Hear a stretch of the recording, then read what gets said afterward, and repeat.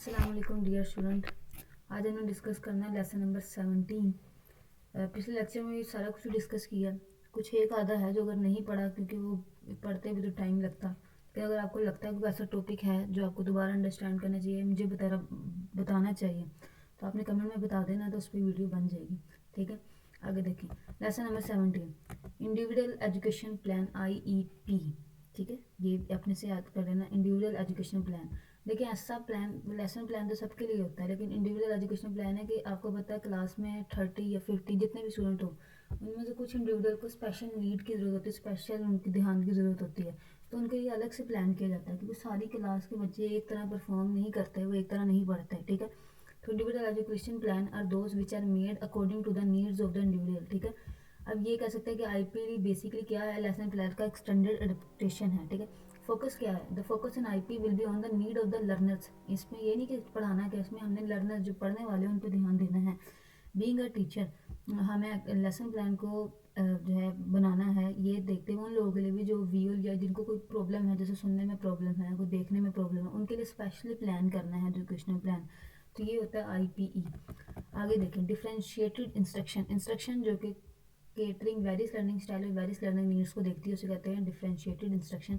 अगर IEP की characteristics क्या हैं, सबसे पहले तो इंडिविजुअलाइज होती है और चाइल्ड सेंटर्ड होती है, इंक्लूसिव होती है, मतलब तमाम चीज़ें इसमें शामिल की जाती है, होलिस्टिक होती है, मुकम्मल डेवलपमेंट जिसे कहते हैं चाइल्ड के, इसमें देखा जाता है, कोलैबोरेटिव होती है, एक्सेसिबल होता है। IPE के अंदर क्या इंक्लूड होता है, एनी नीडेड स्पेशलाइज्ड इक्विपमेंट, क्योंकि स्पेशल किसी बच्चे के लिए बनाया जा रहा है तो कुछ स्पेशल इक्विपमेंट भी चाहिए होगा। इंस्ट्रक्शनल स्ट्रेटजीज देखनी होगी जो पीपल की लर्निंग स्टाइल जो है उसे फाइंड करे। Techniques activities design to support the personal and social development of people IPE के अंदर। इसके बाद पोस्ट लेसन एक्टिविटीज़ में क्या क्या होता है, देखें लेसन के बाद की एक्टिविटीज़ में आपने लेसन प्लान्स को एवलेट करना है, उनके यूनिट्स प्लान को एवलेटिंग करनी है और रिकॉर्ड कीपिंग करनी है।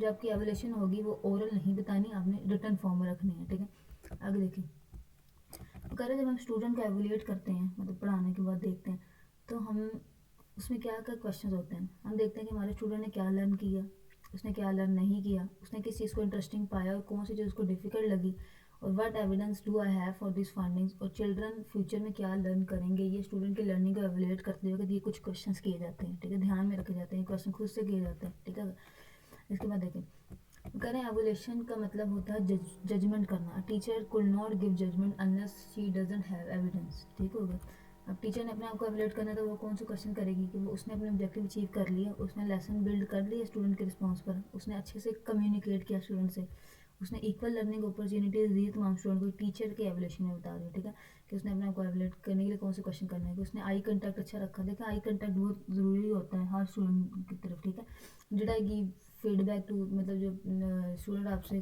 ठीक है, उसे फीडबैक देना। Did I manage time and resource effectively. ये अदर टीचर, एक टीचर को अपने से क्वेश्चन करने चाहिए, क्योंकि अगर ये वो सारे क्वेश्चंस पूरे करती है या इनका इनका ध्यान रखती है तो एक अच्छी टीचर है या अच्छी टीचिंग करवा सकती है जो भी है। ठीक है, पोस्ट लेसन एक्टिविटीज़।